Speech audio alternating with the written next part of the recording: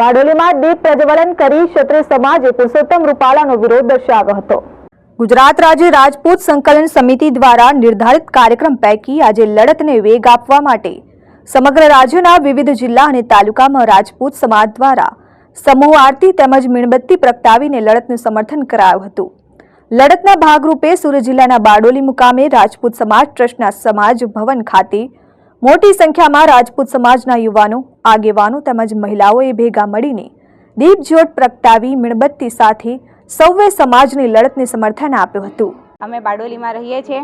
અમારા બારડોલીવાસી દરેક સ્ત્રીની એક જ માંગ છે કે સાહેબ જે રૂપાલા સાહેબ જે કંઈ ટિપ્પણી કરી છે તે એનો વિરોધ કરીને અમે બધા એવું માનીએ છીએ કે એમની ઉમેદવારી રાજકોટ પટ પરથી રદ કરો। અમારી એક જ માંગ છે, અમારે કોઈ બીજા પક્ષ સાથે કોઈ જ લેવા દેવા નથી, ખાલી એમની ઉમેદવારી રદ કરો એટલી માંગ અમારી પૂરી કરો।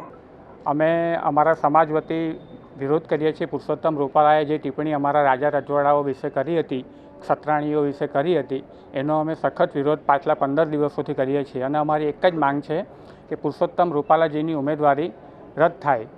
અને અમને અફસોસ એ વાતનો છે કે જે પક્ષ આજે સ્ત્રી સશક્તિકરણની વાત કરીને સ્ત્રીઓને પ્રોત્સાહન આપવાની વાત કરે છે, એ પક્ષ સ્ત્રીઓના અપમાન કરનારા વ્યક્તિને આટલી હદે છાવરે છે કે આટલો જબરજસ્ત વિરોધ હોવા છતાં પણ એમની ઉમેદવારી રદ કરતો નથી। તેવી રીતે કઈ મજબૂરી છે કે એમની ઉમેદવારી એમને ચાલુ રાખવી પડે છે।